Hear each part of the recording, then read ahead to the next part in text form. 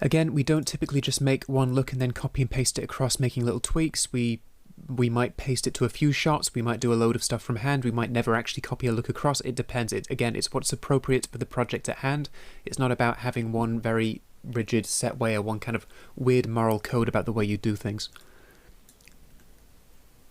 Whatever is appropriate for the project at hand is correct. So in this case, we're copying onto some shots which will take it with a minor tweak, and we are working on others by hand because they won't take any other grades other than ones specifically meant for them.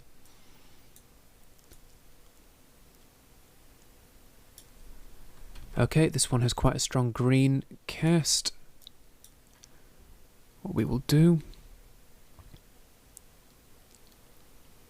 is just be very careful as we fix this green cast. We're going to get a lot of pink in his skin tones. We're probably going to need to push the skin tones into magenta to get our primary and then bring the skin tones back with a curve in a secondary node in a second.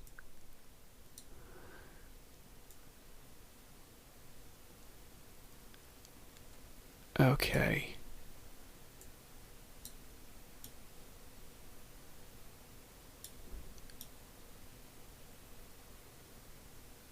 Right, we need to fix the skin next.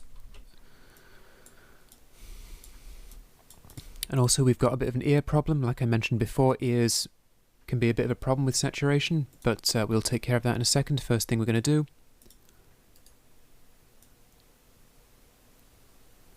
is UV sat. I want UV hue first. Going to make a selection around, or a qualification around magenta, and then we're just going to change the magenta back to a skin tone that's a better match for our contributor here. So that's pretty good. Now what we'll do is we'll just jack up the saturation a little bit.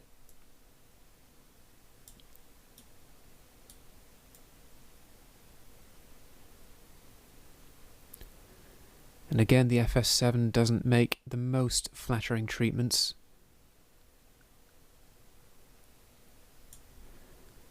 Of skin tones, so we need to be careful to avoid them looking a little bit odd.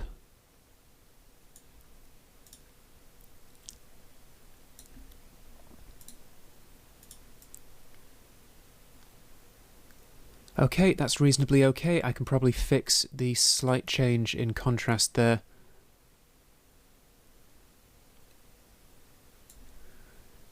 With the vignette, although he still seems a little bit more orange this time around. Maybe a little bit more yellow and a little bit less saturated. There we go, that's getting there. The lips are going a bit of an odd colour. I'm probably going to have to fix them with a secondary later on.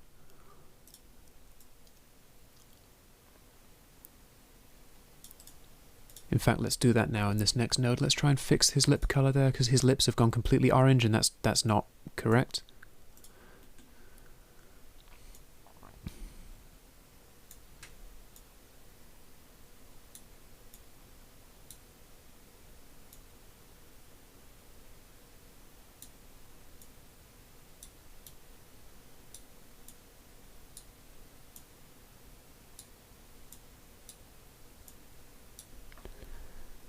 Okay, that's a fairly decent key.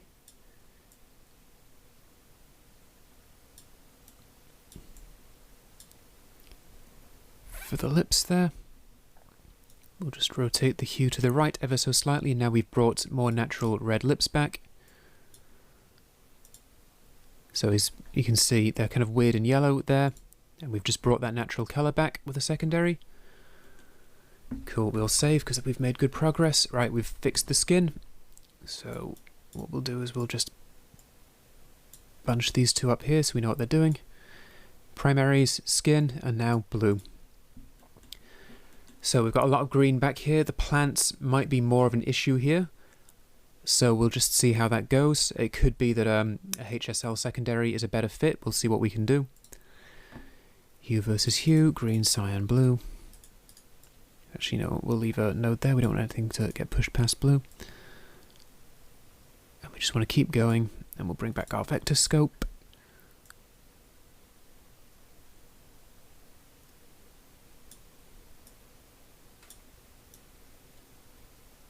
Okay, we want to keep those yellowish greens green. Okay, that looks pretty good to me. So now what we'll do is we'll just bring up the blue saturation a bit.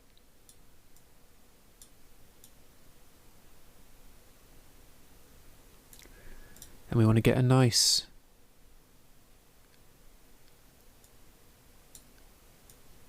strong blue to match previously.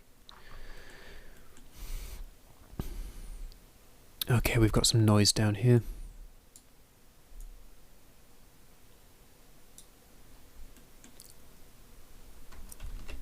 Let's just see if a HSL will help us out here.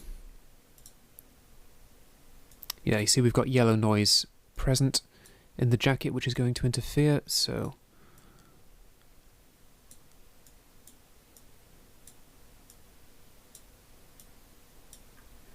we'll take the blue.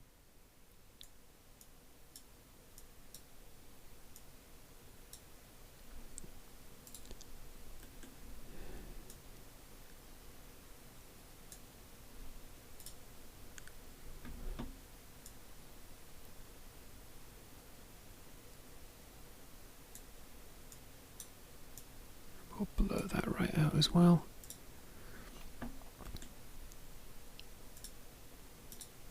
I've got a nice strong blue effect there. There's a little bit of green down there in the shadow, a little bit of awkward colour noise we might need to take care of during our second pass. We'll see if it's a big problem.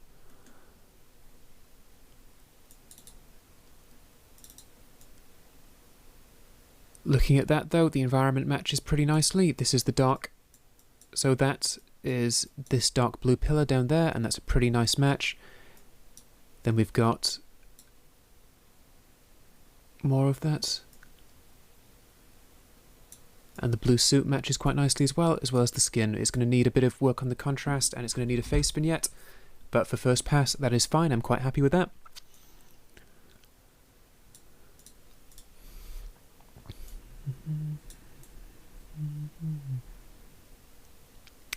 Okay, as we look through our timeline, we can see we've graded a lot of our stuff now. We're getting towards the end of first pass. We're going to go back through and grade all our B-roll. But we're almost at the end of dealing with our contributors. So, now, this guy runs the risk of being a little bit awkward. His clothing doesn't fit into the established colour scheme, so we're going to have to rely on those doors in the background. We probably don't want these wooden, well, whatever these are, they look like phone booths to me, but these wooden interiors, these orange interiors, to be too strong. This looks quite yellow to me already. I reckon we're going to have some warm light issues. It's going to be like a tungsten light shot. So we're not going to make any selections making his grey shirt blue, because as I showed you before, trying to key desaturated colours is really awkward, and we don't necessarily want to overpower everything. I know I've gone a little bit overboard. Well, I say overboard, I know I've changed the wall quite a lot. That was quite simple to do, and it's quite natural and convincing. It's going to be a lot of work to change this shirt from grey to blue, and it might even look a little bit odd, so I've already decided I'm not going to throw time away in doing that. So let's go ahead and tackle this shot. I strongly doubt anything is going to, and that works very well. There you go. It's always worth investigating this. I mean, even every now and again, it might be that something doesn't actually work out but gives you an interesting idea for a different look or a different kind of style you might want to pursue, or something that you can do with the project. It's always worth checking these. This actually works quite nicely. I think if we do this, we just need to do a little bit of basic tweaking. So we can middle click and we can copy that across, and we can start from here. Now, the background is quite nice. I think there might be a little bit of blue in his hair, so I might just be tempted to warm these shadows up slightly whilst cooling the mids at the same time.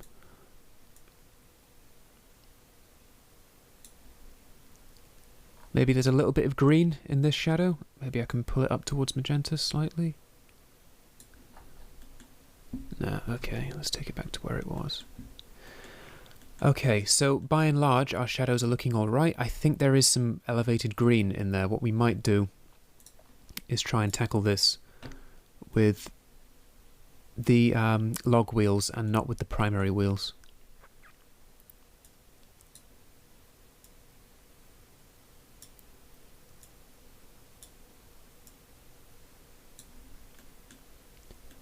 There we go. Now we can already see that this yellow, if I undo that, You can see we've got this kind of greeny yellow quality. And now we've gotten rid of that. Also in these shadows here.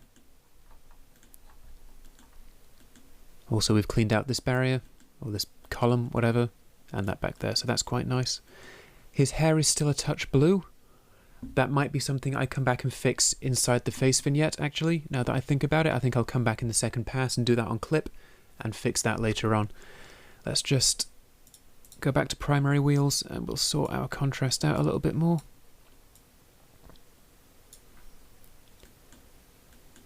Right, I think that's pretty good. I think that's up to first pass standards. It might be a little bit dark actually, but let's bring it back up a little bit. And let's watch this through. No one's walking through the background. I might be tempted to bring these down, but that might be something I do in second pass. I'll see if the client flags that up. They're not as distracting as I thought they might be. So we'll see what the client thinks. Okay, next shot.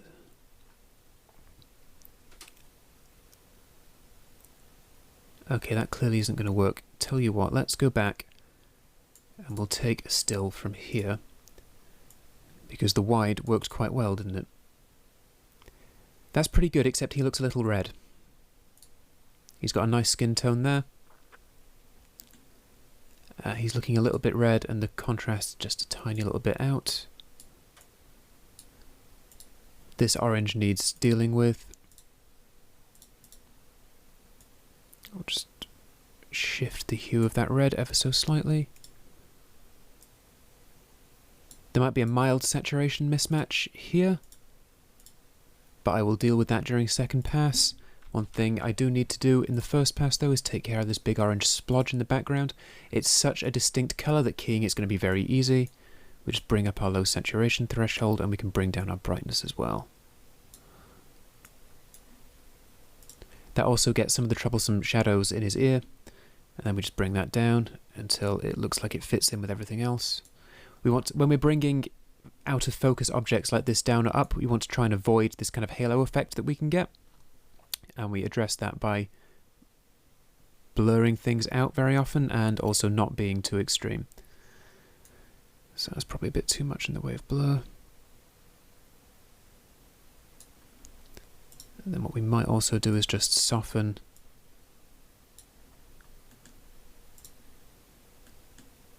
how does this move? It's a pretty static shot, so in that case it's easy to garbage matte. We will of course check every other version of this shot, make sure it doesn't move. Okay, we haven't put this in the right one, so groups. Where's man in grey shirt CU? Yep, assigned to group. There we go.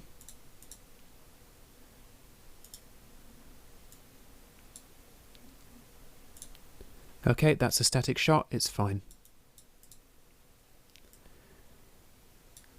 So let's just continue working on this. Now his shirt has gone quite a nice blue, despite what I said earlier. The primaries picked that up and made the grey shirt blue. It could well be that his shirt is actually a kind of navy blue colour, and because the light was very yellow and warm originally, it was kind of neutralised when it was shot, and it's returned to its natural blue colour when we've dealt with the colour balance. Or it could be that it is really grey and it's just gone a bit blue with our grade. However, that works in our favour this time. So we might just take a look at some of the grey down here and see what we can do to bring that back up. We have a fair amount of green around here that's probably not being picked up by the curve the way it could be.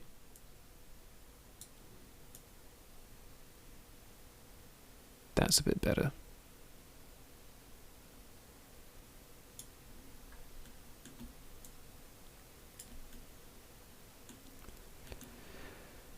Okay, so now we're just looking at making that shirt a little bit bluer, and I somehow doubt we're going to be able to key it out. I might go back to making his shirt bluer during the second pass. It might be little bits of basic track. He doesn't move too much. I can probably track a garbage matte shape onto that and paint the blue in quite easily. We'll see how much time we have. But that's something I'm going to put on my list. I know that I need to try and do a better job of matching that, and it could be that I garbage matte this out and bring it down, or I try and do some simple quick roto and put the blue back in his grey shirt in the close-up. Either or. But that's a second pass problem. Right. This shot is in the same location as this one. That's a pretty good copy across. I'd say that's appropriate here. So what we do is we click, and there we go. That's pretty good. I'm quite happy with that. I'm just going to tweak the contrast and give us some better grounded shadows. But with that, I am pretty happy. And that's because these two areas have borderline identical lighting and are clearly in the same location. So copying across is good and works here. Maybe on her shot this wall's a little bit greener. Things are a little bit greener on the right hand side back here. No, that's fine.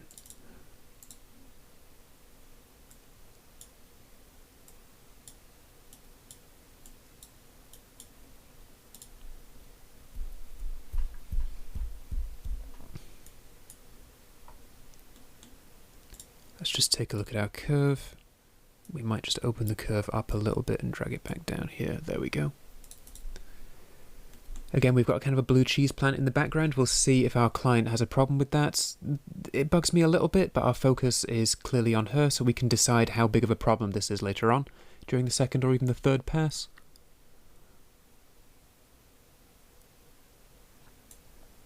Cool.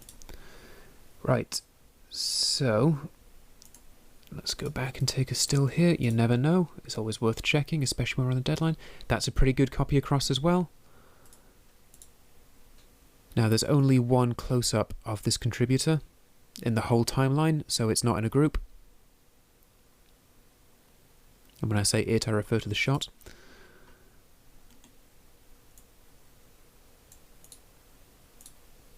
Cool, she might be a little bit redder here. Yeah. Where's our lip correction?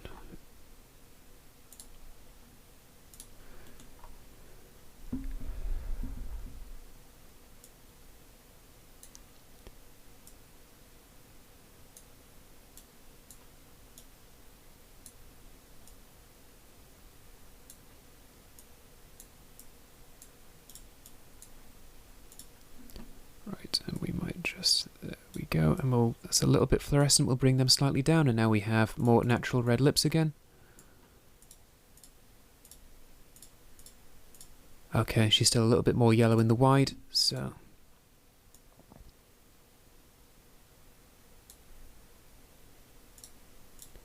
that's pretty good. There's some contrast differences there, which I will take care of in the second pass, although I can go back to our primary and just drag our shadows down a bit. Cool, that's going to need a vignette to make a nice perfect match, but we can get there. Cool, so I'm happy with that again. Right, we're getting towards the end of dealing with our contributors, then we can deal with the B-roll, and then we've finished first pass.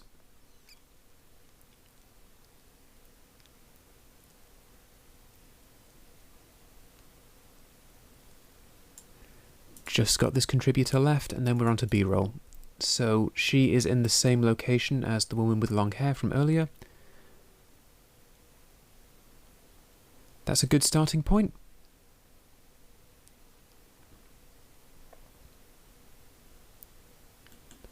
I'm happy to start from there. We need to refine. We need to refine this key here because we've got some quite obvious problems. So let's just take a look at the key we've got, and it looks like we need to... There we go. Make some changes there. So let's just see. Okay, it tracks a fair bit, but let's see if we can get past that. There's only one instance of this contributor in a wide, so we can do some tracking here.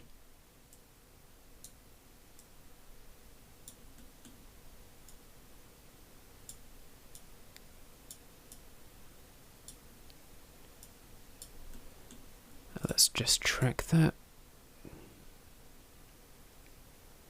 And despite the watermark, the track is working fairly well. Cool. What we might want to do is get rid of this yellow cast shadow, or this yellow highlight. We might just...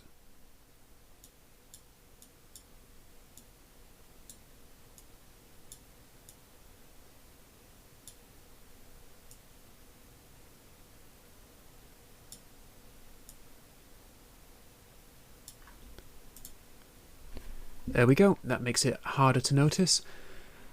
She's got blue eyes, and that's always nice when we're dealing with grades which handle blue quite nicely, because the blue eyes really come out. If they're a little bit too obvious and staring, we might bring the saturation of her eyes down a little bit, but we'll see how that goes. I quite like that. I think we're probably going to track her face and add some contrast here, so maybe the blue eyes need to be made a little bit less kind of obvious, because they can be a little bit epic sometimes.